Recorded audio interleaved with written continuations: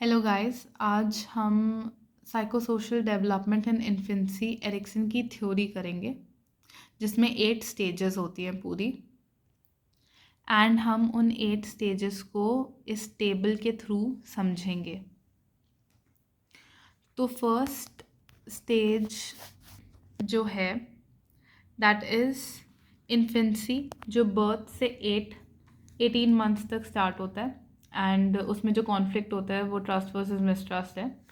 And favourable outcome क्या है? Faith in the environment and in future events. And अगर unfavourable outcome है suspicious, fear of future events.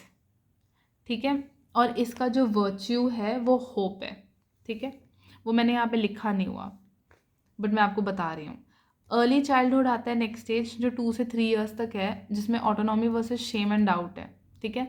A sense of self control and adequacy and feeling of shame and self doubt. ये चीज़ें आती है इसमें कि या तो वो उसको सेल्फ कंट्रोल फील होता है और कि हाँ वो कुछ कर सकता है, या तो मतलब वो कुछ कर सकता है इंडिपेंडेंटली, या तो फीलिंग ऑफ शेम आता है कि नहीं, और उसको हमेशा अपने ऊपर सेल्फ डाउट होता है कि वो क्या वो कर रहा है वो सही है या नहीं है। और फिर नेक्स्ट स्टेज है प्री स्कूल की, जो 3 से 5 ईयर्स तक है। इनिशिएटिव वर्सेस गिल्ट, जिसमें एबिलिटी टू सेल्फ स्टार्टर है, वो सेल्फ कर सकता है, वो सेल्फ स्टार्टर है, वो खुद कर सकता है। या to initiate one's own actions. ठीक है, to initiate one's own action मतलब वो खुद कर सकता है चीज़ें। ठीक है, या तो खुद इनिशिएटिव ले सकता है हर चीज़ का, या तो a sense of guilt and inadequacy होएगी कि वो नहीं कर सकता, to be on one's own. तो वो ऐसा उसको लगेगा कि वो कर ही नहीं सकता, या उसको ये गिल्ट रहेगा। ठीक है।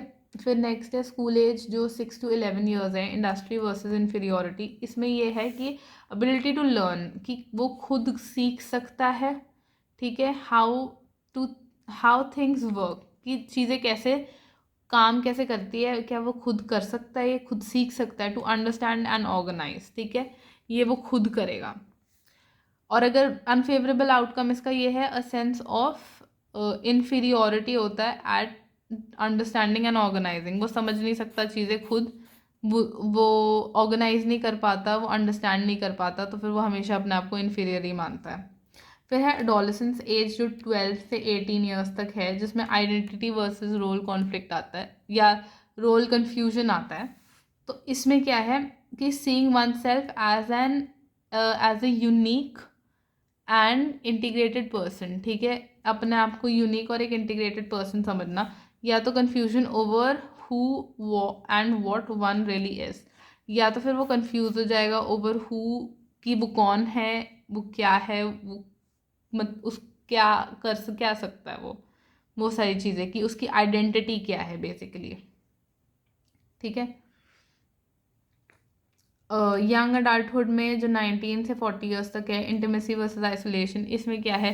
Ability to make commitments to others, दूसरों को कमिटमेंट्स करना, अच्छे रिलेशंस फॉर्म करना, टू लव करना।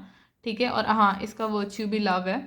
And inability to perform affectionate relationships, या तो उसकी इनएबिलिटी होगी क्या, टू परफॉर्म अफेक्शनेट रिलेशनशिप्स। ठीक है।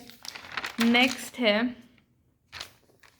मिडिल अडल्टहुड, जो है 40 से लेके 65 ईयर्स तक। जनरल रिलेटिविटी वर्सेस स्टैग्नेशन है इसका वो।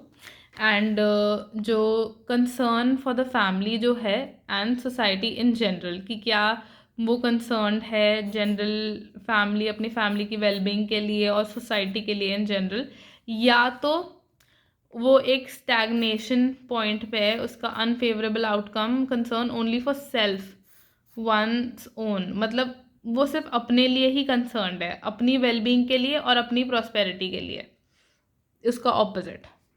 फिर है मेच्योरिटी, जो 65 से डेथ तक है।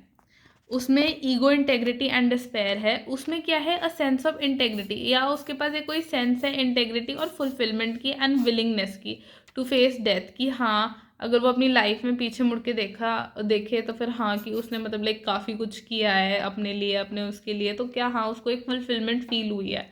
ठीक है, या तो इसका ऑपोजिट होगा dissatisfaction. Dissatisfaction with life despair over prospect of death.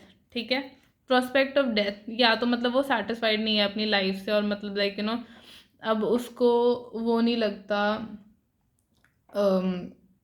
क्या कहते हैं उसे, हाँ, और मतलब लाइक वो ना सेटिस्फाइड नहीं है अपनी लाइफ से कि हाँ अब उसने, जब वो पीछे मुड़ के देखता है अपनी लाइफ को कि हाँ उसने कुछ अच्छा किया है, ज़्यादा उसने क्या वैल्यू दिया है किसी को या कुछ अच्छा किया है या नहीं किया, वो सेटिस्फाइड नहीं है अपनी लाइफ से।